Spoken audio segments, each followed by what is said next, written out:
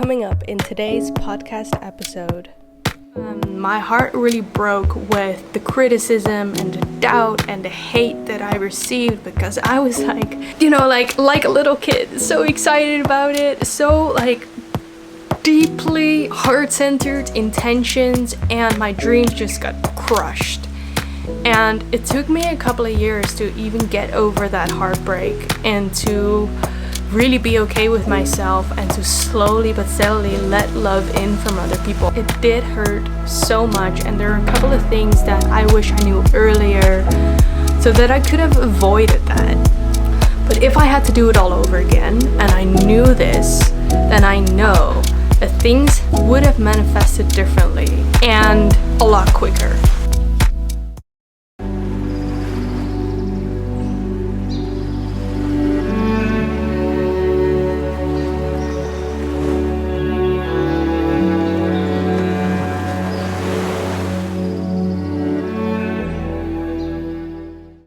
Hello everyone, welcome to another episode of the Returning Home podcast, hosted by yours truly, Lin Lim. And in today's episode, we're going to be diving deep into the topic of creating your dream life, dealing with people who doubt you, dealing with haters along the process. And this is something that I've dealt with so much when I started this whole new life for myself, when I started to live for my dreams and manifest my desires and my passions and live from the heart. And there is so much that I have learned, so much that I wish I knew. And dealing with self-doubt, with people who doubt, with haters, and that's why I wanted to create this episode. So without further ado, let's hop right in today's episode.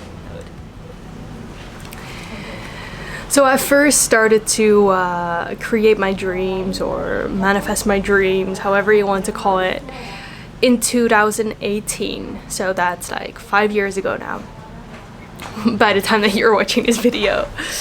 And before I share with you the lessons that I've learned, I want to share a little bit about my story, the path that I've walked, and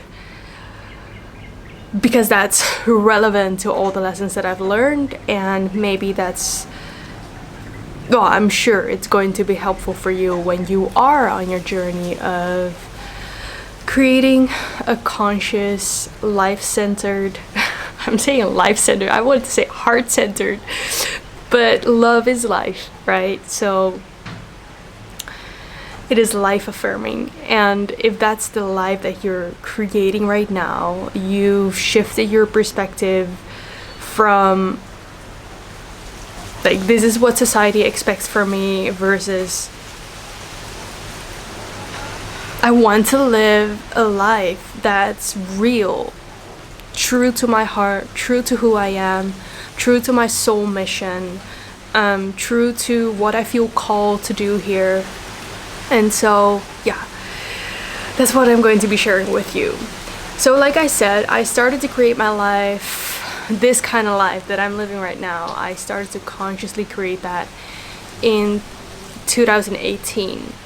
And the first reason why I decided to kind of shift my life or to follow my heart, it wasn't all that conscious at the start, but the more and the deeper I went within, the more I got very clear on, I want to live my life in a different way. And initially I left my home, I left Holland, I left the Netherlands, because I had this dream to surf. And in previous years before that, I was moving through a lot of mental health stuff.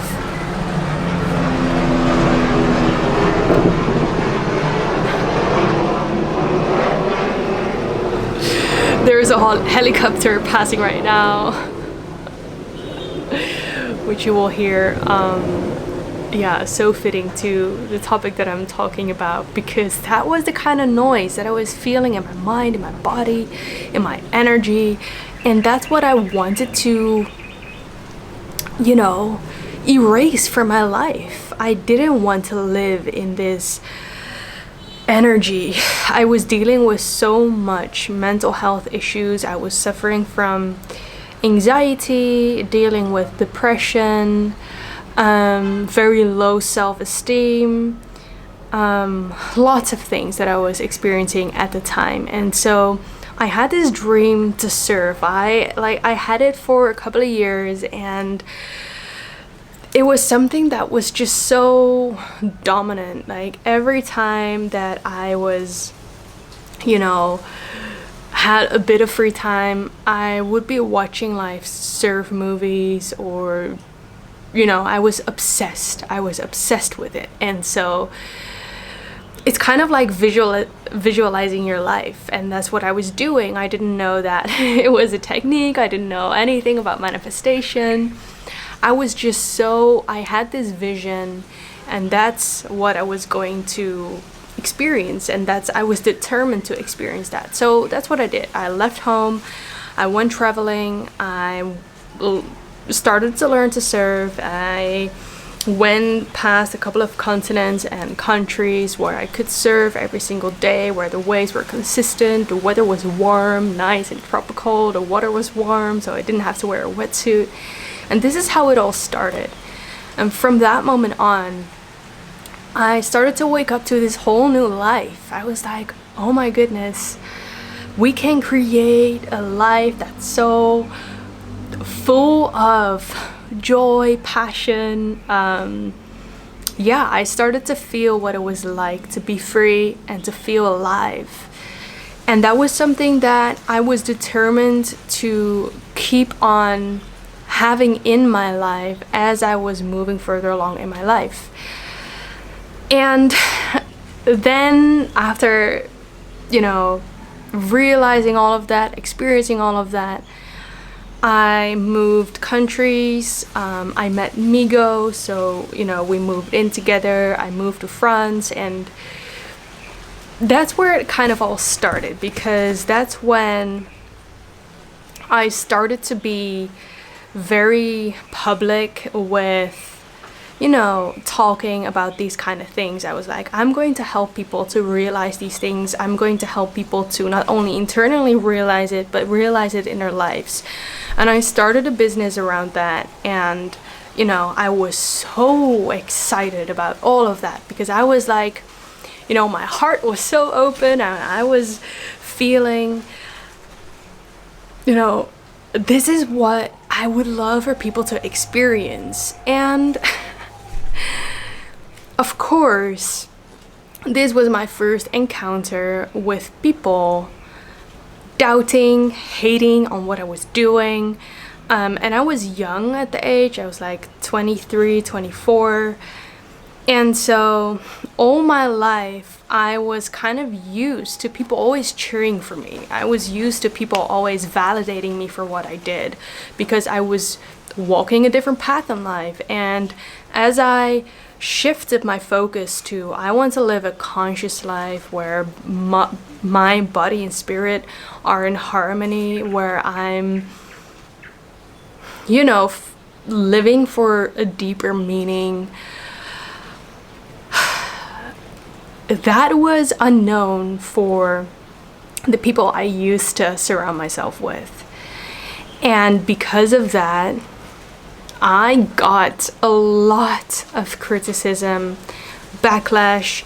So I went from being like so heart opened, for so excited, really, maybe a little bit naively, you can call it naive, but I was just really like, you know, this is it. I'm going to help so many different people who are like me, who don't resonate with the life that we've been conditioned to live, been programmed to live, who want to live an unconventional life, who want to live for their unique talents and gifts, and they want to free themselves from all of that. And it felt like my heart broke. My heart really broke with the criticism and the doubt and the hate that I received, because I was like,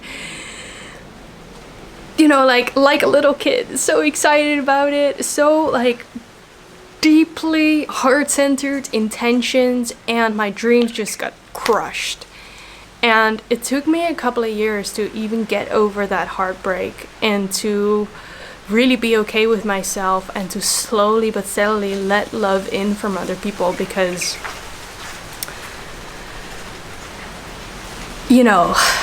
I was heartbroken.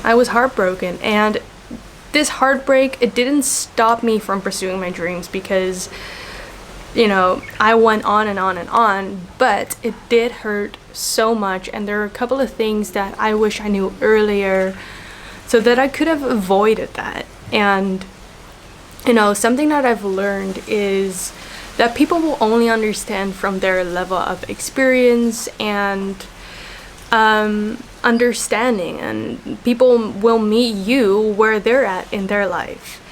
And so for me, expecting that people would see what I was seeing and my good intentions and the intensity of that, it was of course very logical for me at that stage to really feel that and expect that.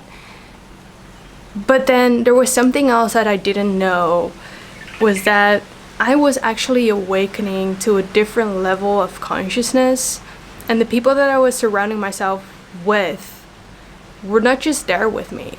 They were not there with me, so they couldn't have known that it was possible for me, or that this in general was possible, and they couldn't be happy or cheer for me because it was just so foreign to them. And that is something that I've learned. Like, don't expect people to understand you when you are paving the path for yourself. It's not a path that's already been laid out for you, and it's like, okay, this is what you do, this is, you go to school, you study, you work for a boss, you career climb, and that's how you become, I don't know, XYZ. That's not what this kind of life is about. This life is an unpaved path.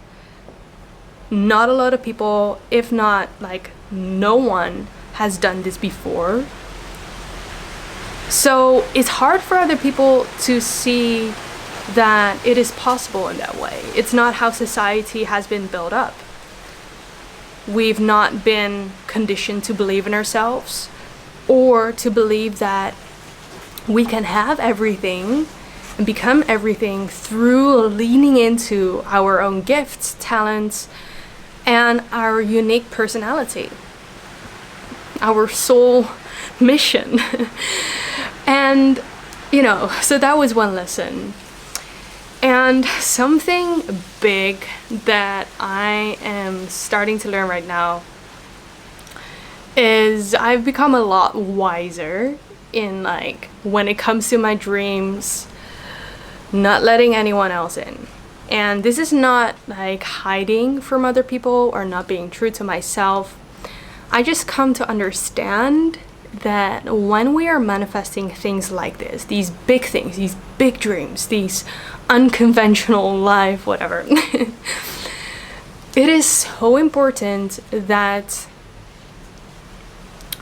we protect those dreams until it is okay for it to be shared. What do I mean with that? What I've learned is, from going out and telling everyone and being like so excited and passionate, and then feeling like I was just walked right over with opinions of other people, these harsh, dense energies. I noticed that it really started to mess with my dreams, my manifestations, my energy. And so what I have learned is that we have to protect our dreams. We have to protect our hearts, not in a way that we protect ourselves from feeling anything or sharing anything, but being wise with, who do I share it with? Is this person Like, are they capable of fully receiving it, supporting it, respecting it in the way that I do? And if not, then we keep it to ourselves. We keep it up to us and the universe to co-create, keep this energy clean from any outside influences, any outside energies.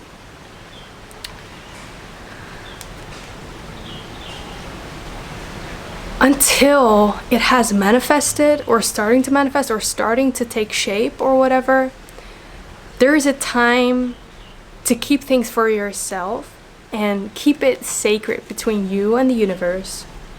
This is what my coach also taught me and shared with me. And there is a time where it's starting to be okay to share. And this is something that I've learned, and this is something that I really wish I knew earlier. Because I know, and of course, like, I don't regret anything, because this path that I had to walk was, you know, the path of my awakening, of my healing, of my spiritual evolvement journey. But if I had to do it all over again, and I knew this, then I know that things would have manifested differently and a lot quicker. And this is something that I've learned. So how to deal with people who doubt, how to deal with people who hate. It's, first of all, okay, understanding that people will always only understand from their level of perception. 2 is avoid people who will doubt and hate through not sharing it with them when it's still in the process of manifesting, of creating. And these are the 2 biggest lessons that I've learned. And yeah, they're big, because especially the last one, knowing that I've went through so much heartbreak, I really don't want you to go through that same heartbreak as I did. Because it's painful when you have such good intentions, such big dreams, which is so personal as well. And